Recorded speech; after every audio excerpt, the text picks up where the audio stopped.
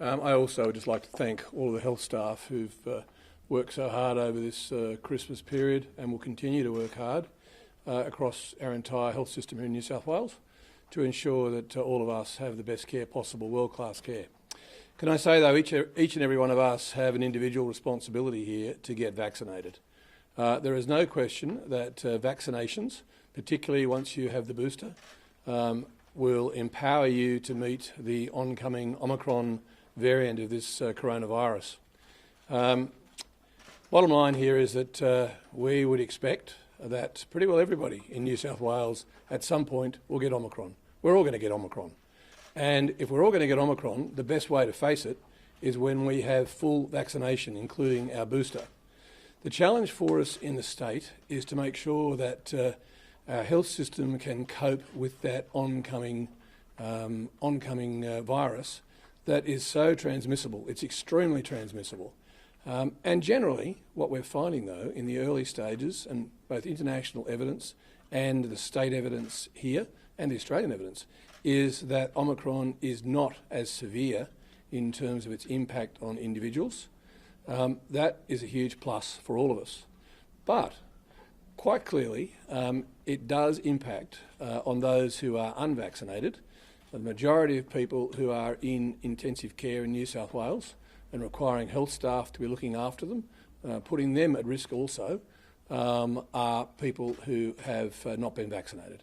So the unvaccinated are taking more places than perhaps should be, or actually no, they're taking more places than they should be in our ICUs simply because they've chosen not to be vaccinated. There are some, of course, who may not be are not able to get vaccinated, but those who make the choice not to get vaccinated are putting themselves and, of course, our health staff at risk. So, again, I implore you all to go and get vaccinated.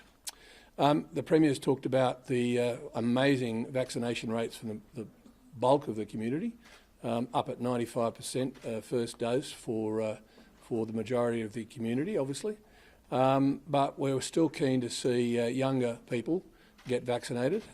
If you're in that age bracket 12 through to 15, then certainly you can also be vaccinated. We need to get those percentages up as well to keep that particular group safe. And currently we're sitting at 81.6 for the first dose for 12 to 15-year-olds and 78.3% for the second dose. So there's a bit of work to do there. And to mums and dads out there, the best present you can give your 12 to 15-year-old at the moment for Christmas and the New Year is to go and get vaccinated. Please book into a New South Wales vaccination clinic. We have spaces available. Or, of course, you could book in with your GP or your pharmacist. PCR tests. I think it's fair to say that over the first 2 years of this virus, we've all been put on high alert as to the dangers of the virus. And so people are now reacting and getting into very long queues to get PCR tests. I remember back when this all started, back January 25th, 2020, and over the ensuing months we thought we were doing very well when we managed to get 40 or 50,000 tests. We're now getting something in the order of 130 to 160,000 tests a day. And that on the face of it sounds good. But then we need to consider why are people being tested and why are we putting the stresses on our pathology system? Well, of course, in many cases, it is forced upon us by direction from health or because other states, South Australia, Queensland and so on, are insisting on PCR tests for travel. Number one, as Health Minister, I certainly send again a message to those states that getting PCR tests is putting an enormous pressure on our pathology system and minimising the capacity for proper clinical PCR tests that are needed for people to really determine whether or not they have COVID because they have symptoms and they've been directed to by health.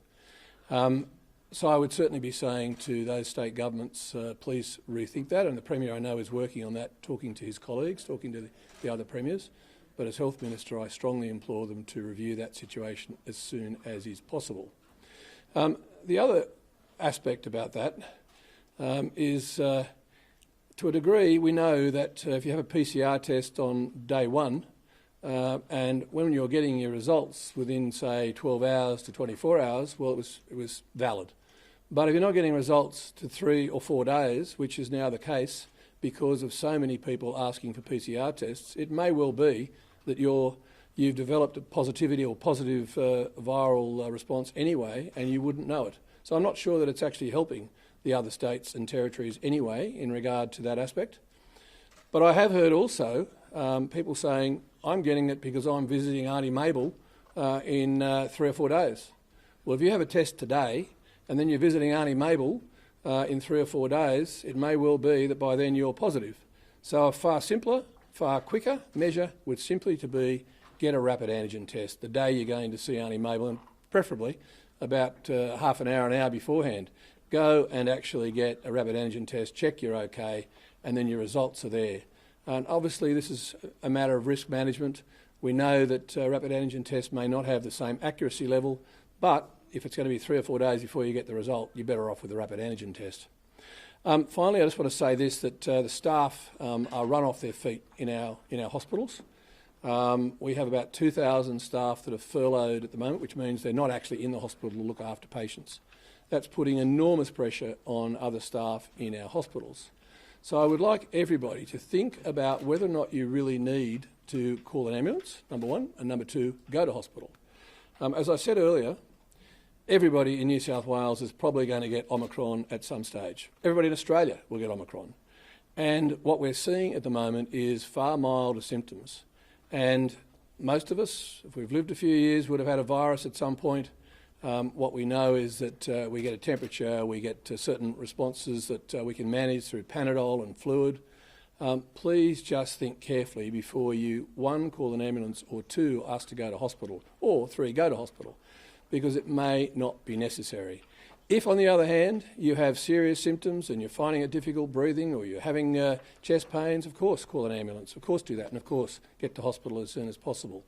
But the bulk of people who are probably in those queues at the moment, who are worried about whether they should have a PCR test, and the bulk of people who are actually calling hospitals at all hours and saying, can I come to hospital, it may well not be the case that you need to do that. It'll take the pressure off our health system. It will allow our health system to operate for what it should be doing, and that is for people who really need to be in hospital.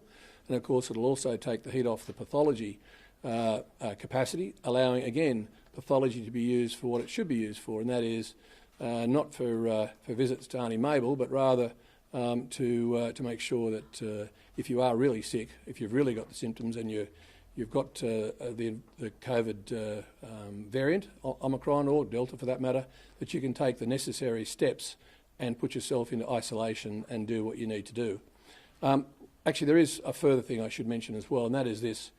Obviously, when you get the virus, presuming you don't have to go to hospital and presuming you don't need to get extra medical attention, as the bulk of people would appear to be at this point who are getting the virus, about 10 days after you have had the test, you may get advice from New South Wales Health by way of a text, giving you some advice. But if you don't, and you are symptom-free, there is you are entitled to leave your home. So you don't need to be waiting for someone to give you a free pass or a pass out of your house. So I stress that again. 10 days after you have had your test, if you are symptom-free, you can leave your home because we know that you are very unlikely at that point to be infectious. And that, again, will take the pressure off everybody as long as we realise that we don't need to be rushing off to get medical approval to come out. This is a different way of dealing with it. It's no longer the Delta, it's no longer the earlier variants. It's a variant that we know is very transmissible, but not causing the same level of grief at this stage on the basis of international evidence and evidence available in Australia. So we need to weigh up the relative risk and also weigh up how we manage to get back to as normal a life as possible. And that is the strong advice from the New South Wales Health. Thank you.